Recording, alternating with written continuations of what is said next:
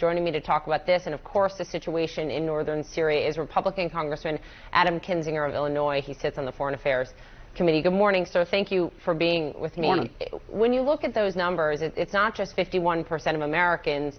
There's an uptick in white men without a college degree, an increase of 8% there, an increase of 5% among evangelical voters, and in all parties, independents, Republicans, Democrats, it is trending higher. Should the president be concerned? Yeah, I think he should, and I think his team should be concerned. I don't think the president's going to get removed from office before the election, but this is obviously something that should be concerning for the campaign when it comes to the re-election. And, the Ukraine situation right now on the phone call is really confusing to a lot of people, and it just appears to be both sides are in their partisan corners. And so I don't know if that's going to flex anything much. But, with decisions like were being made in Syria and watching the abandoning of the Kurds, what I think it does, it takes people that are supporters of the president, and they're kind of like, well, what is it then? Because I used to think it was good at foreign policy, and then this is a rash decision, and I think all that factors in. Well, you brought up the Ukraine call with Zelensky in July that many have said has made America less safe, has harmed our national security.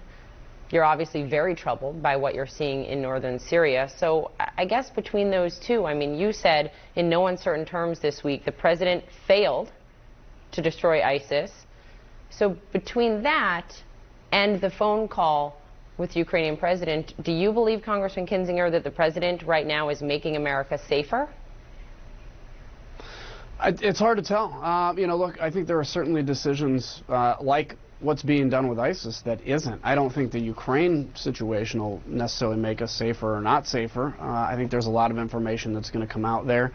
And the Democrats' problem, quite honestly, and I don't want to go all into this, but they started by calling it an impeachment inquiry, and they did it before they even saw any evidence. And so it's really tainted this whole, what I want to have answers to, inquiry in the beginning. Mm-hmm. But on this issue, frankly, of Syria, I can't imagine, when the president says, well, the vast majority of these released ISIS will go into Europe.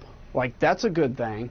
And then today tweets that, well, at least we got the big two, that the British guys. I'm looking at that going, how does the president who loves to talk about his campaign promises, how is this fulfilling his campaign promise to defeat ISIS? This is actually just pleasing Rand Paul. That's all this is. But it's significant that you cannot say definitively this morning, as a Republican member of the Foreign Affairs Committee, that the president is making this country safer. You are not only a member of that committee. Well, go ahead.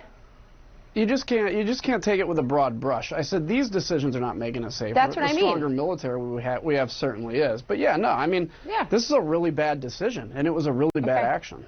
So you obviously also were an Air Force pilot. You served in Iraq and Afghanistan. You're currently still in the National Guard. You're the founder of the Friends of a Free, Stable, and Democratic Syria caucus in the House.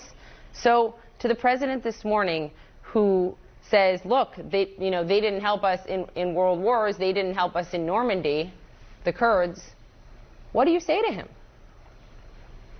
How do you even compete with that logic, right? The Kurdish folks were not involved in Normandy. Sorry about that. There's probably a lot of people that weren't involved in Normandy that we can be friends with. But I tell you what they were involved in. We've lost 17 American lives in this fight against ISIS from direct combat-related action.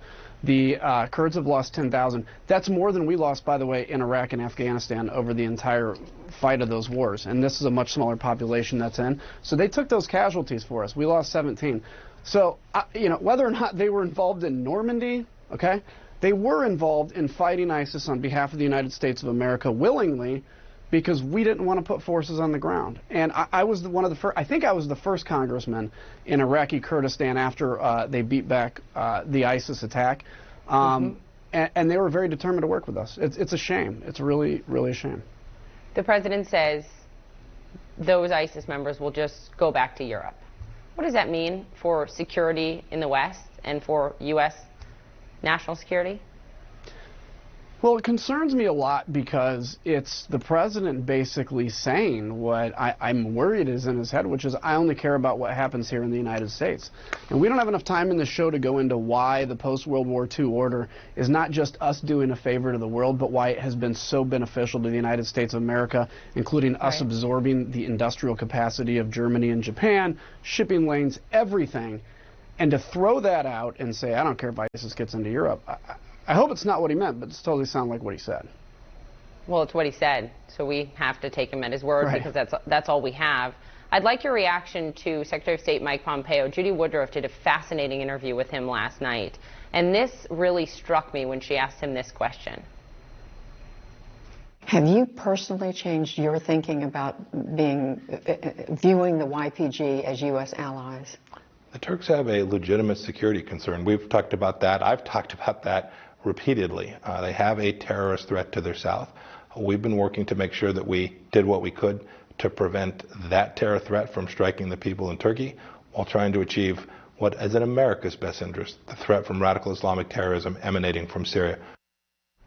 As someone who just said this week, God bless the Kurds, what is your reaction to that response from Pompeo when he's asked essentially, are the Kurds still our allies?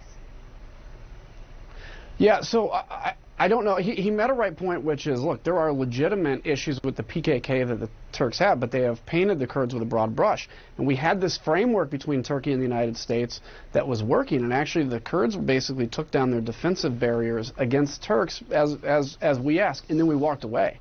So, yeah, Turkey can have concerns with the terrorists, of course, but that's not the large Kurds, and we have empowered the Kurds to fight for us, and then to turn around and walk away. I guarantee those 50 American advisors were all teary-eyed when they walked away from the people they fought and trained with.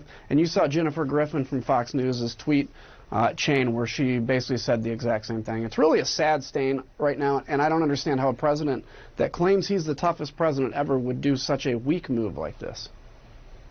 Congressman Adam Kinzinger, thank you for your time this morning, and of course, thank you for your service to the country. We appreciate it. You bet. You bet.